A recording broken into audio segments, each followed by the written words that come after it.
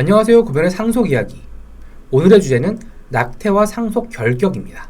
일단 낙태죄는 2019년에 헌법재판소에서 헌법 불합치 결정이 나왔죠. 그 이후에 2021년 2월에 대법원은 낙태죄 시술로 기소된 의사에게 무죄를 선고했습니다. 이 낙태는 상속과 관련해서도 중요한 쟁점이 있어요. 바로 상속 결격과 관련된 문제인데요. 상속 결격자라는 게 원래는 재산 상속을 받을 수 있는 사람이었는데 어떤 이유 때문에 가족이 남겨준 재산을 상속받을 자격이 없어진 사람을 말합니다. 이 문제는 낙태죄가 형벌로서 폐지된 거랑 다른 평면의 문제예요. 예를 한번 들어보겠습니다. 결혼한 지 얼마 안 되는 부인 A씨가 임신 4주째에 접어들고 있었습니다. 그런데 어느 날 남편이 교통사고를 당해 사망을 했어요. A씨는 아버지 없이 아이를 키울 자신이 없어서 태아를 낙태하게 됩니다. 당시 A씨 남편에게는 부모님이 계셨는데 남편의 부모님은 A씨가 낙태를 했기 때문에 A씨는 죽은 남편의 재산을 상속할 수 없다라고 주장합니다. 상속의 문제는 누가 상속인인가, 얼마를 상속받을 수 있는가, 그리고 상속세는 얼마인가, 이 세 가지로 요약할 수 있어요.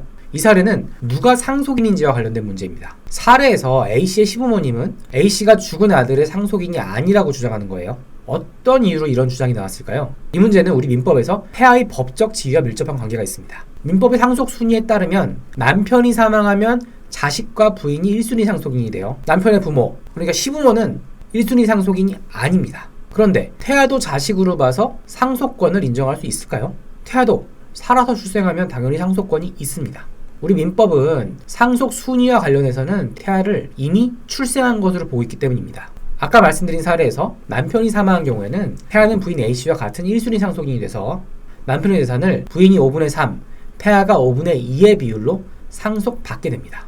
그런데 우리 민법 1004조 제1호는 고의로 직계 존속 피상속인 그 배우자 또는 상속의 선순위나 동순위에 있는 자를 살해하거나 살해하려고 한 자를 상속 결격자로 규정하고 있습니다. 부모를 살해한 아들은 부모의 재산을 상속받을 수 없고 남편이나 자식을 살해한 부인은 남편의 재산을 상속받을 수 없다는 거예요.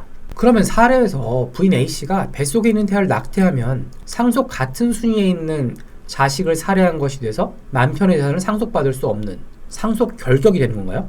우리 대법원은 태아가 재산 상속의 선순위나 동순위에 있는 경우에 그를 낙태하면 민법상의 상속 결격 사유에 해당한다고 판단했어요. 그래서 태아를 낙태한 부인 A씨는 상속 결격이 돼서 남편의 재산을 상속받을 수가 없고 남편의 재산은 모두 시부모님이 상속을 받게 되었습니다. 좀 이제 가혹한 면이 있다고 보는 의견도 있어요. 그런데 우리 민법에서는 상속 관련해서 태아를 사람이랑 똑같이 보기 때문에 피해갈 수가 없는 문제입니다. 자, 기억하세요.